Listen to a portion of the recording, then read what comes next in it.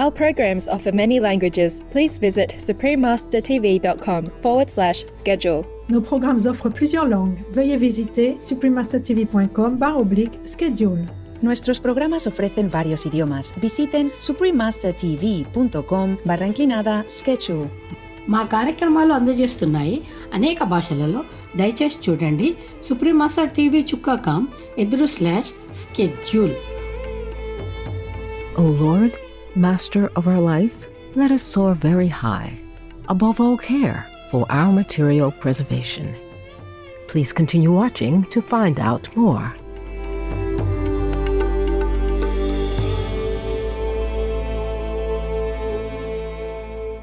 क्या हाल है means how are you in Hindi. I am Emma Chandra. The grateful people of India respect all that you do in unconditional love.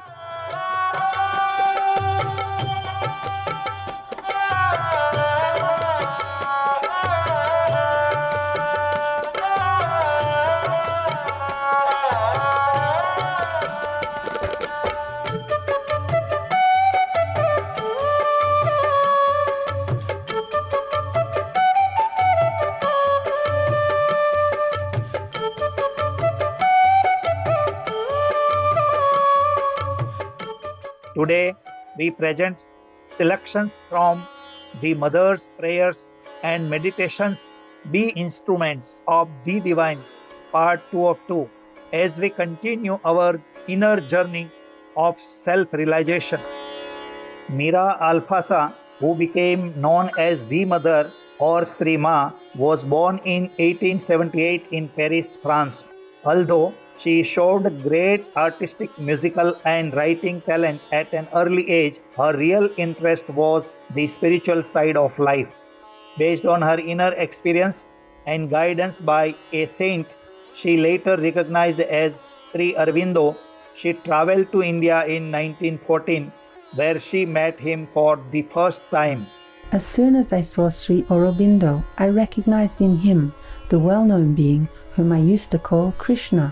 And this is enough to explain why I am fully convinced that my place and my work are near him in India. Sri Aurobindo conferred the title of the Mother in recognition of her embodiment of the principles of the Divine Mother. When the decision was made to create an ashram in 1926, Sri Aurobindo entrusted all the spiritual and material tasks of running the ashram to the Mother. For the next 50 years, under her loving guidance, the ashram developed into a spiritual center for truth seekers.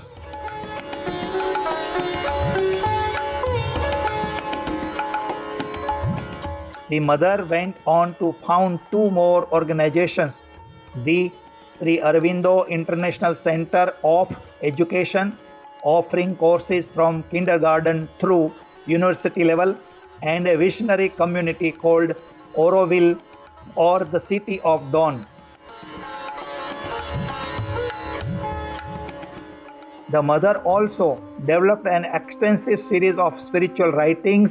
These highlight a goal of ultimate union with the Divine, along with becoming master of ourselves and our destiny. Shining through all of her work is the Mother's love and devotion to God. Though she left her body in 1973, the 17 volumes of collected works of the Mother forever serve as a shining guidance and inspiration for spiritual seekers. The following passages come from the Mother's first spiritual diary volume, Prayers and Meditations. For more information about the Mother and Sri Aurobindo, please visit sriaurobindoashram.org. February 12, 1913. As soon as all effort disappears from a manifestation, it becomes very simple, with the simplicity of a flower opening, manifesting its beauty and spreading its fragrance without clamor or vehement gesture. And in this simplicity lies the greatest power, the power which is least mixed and least gives rise to harmful reactions. The power of the vital should be mistrusted. It is a tempter on the path of the work, and there is always a risk of falling into its trap, for it gives you the taste of immediate results, and in our first eagerness to do the work well, we let ourselves be carried away to make use of this power. But very soon it deflects all our action from the right course and introduces a seed of illusion and death into what we do. Simplicity, simplicity, how sweet is the purity of thy presence.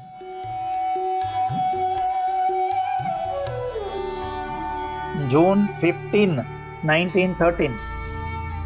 Even he who might have attained a perfect contemplation in silence and solitude would have arrived at it only by withdrawing from his body, by disregarding it, and so the substance of which the body is constituted would remain as impure, as imperfect as before, since he would have left it to itself, and by a misguided mysticism, through the lure of beyond the physical splendors, the egoistic desire to unite with thee for his own personal satisfaction, he would have turned his back upon the very reason of his earthly existence.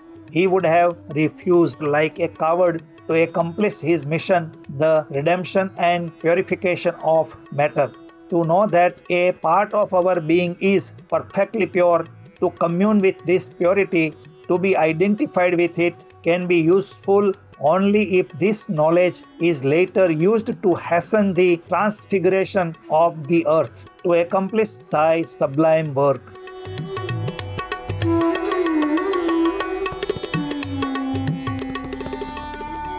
June 27, 1913. Thy voice is so modest, so impartial, so sublime in its patience and mercy that it does not make itself heard with any authority, any force of will, but comes like a cool breeze, sweet and pure, like a crystalline murmur that brings a note of harmony to a discordant concert.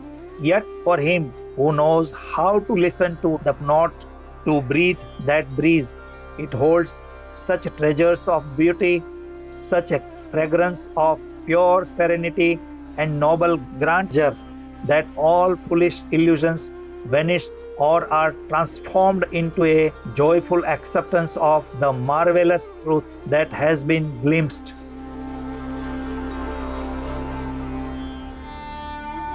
August 2nd, 1913. This morning, as I was glancing over the month that is beginning and wondering how I could serve thee better, I heard the small voice within like a murmur in the silence, and this is what it said to me: see how very little all outer circumstances matter. Why strive and strain so to realize thy own conception of truth? Be suppler, more trusting. The only duty is not to let oneself be troubled by anything. To torment oneself about doing the right thing causes as much harm as a bad will. Only in a calm as of deep waters can be found the possibility of true service. And this reply was so luminous and pure, it carried within itself such a striking reality, that the state it described was communicated without any difficulty. It seemed to me I was floating in the calm of deep waters. I understood, I saw clearly what the best attitude would be. And now I have only to ask thee, O sublime Master, my supreme teacher, to give me the strength and clear-sightedness I need to remain constantly in this state. Do not torment thyself, child. Silence, peace, peace. August 17, 1913. O Lord, Master of our life, let us soar very high above all care for our material preservation. Nothing is more humiliating and depressing than these thoughts so constantly turned towards the preservation of the body. These preoccupations with health, the means of subsistence, the framework of life. How very insignificant is all this! A thin smoke that a simple breath can disperse, or a single thought turned towards thee, dispel like a vain mirage. Deliver those who are in this bondage, O Lord, even as those who are the slaves of passion. On the path that leads to thee, these obstacles are at once terrible and puerile. Terrible for those who are yet under their sway, puerile for one who has passed beyond. How shall I describe that utter relief, that delightful lightness which comes when one is free from all anxiety for oneself, for one's life and health and satisfaction, and even one's progress? This relief, this deliverance, thou hast granted to me, O thou divine Master, life of my life and light of my light, O thou who unceasingly teach me, love, and make me know the purpose of my existence. It is thou who live in me, thou alone. And why should I be preoccupied with myself and what might happen to me? Thou art all that illumines and enraptures us, the whole reason of our existence and all our goal. Is this not enough to cure us of every personal thought, to make us spread our wings and soar above the contingencies of material life, so as to fly away into thy divine atmosphere and be able to return as thy messengers to the earth to announce the glorious tidings of thy approaching advent?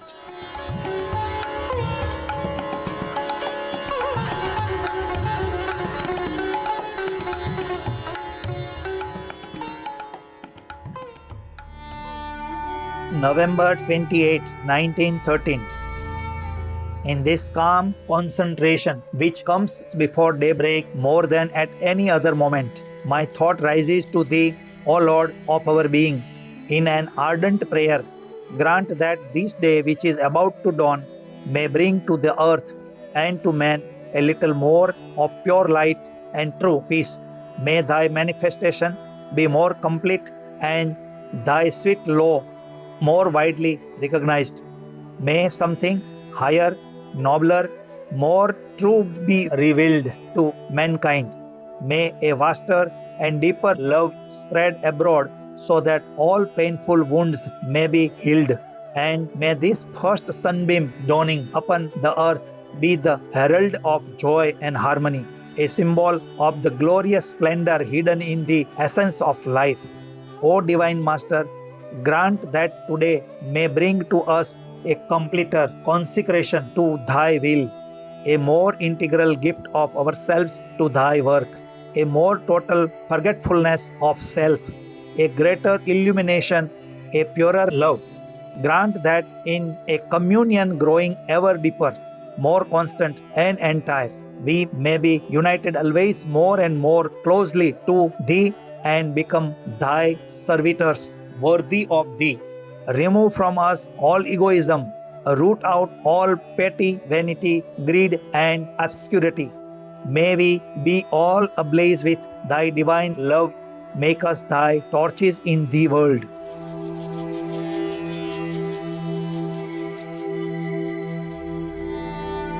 December 28, 1928. There is a power that no ruler can command. There is a happiness that no earthly success can bring. There is a inner heavenly light that no wisdom can possess. There is a knowledge that no philosophy and no science can master. There is a bliss of which no satisfaction of desire can give the enjoyment. There is a thirst for love that no human relation can appease. There is a peace that one finds nowhere, not even in death.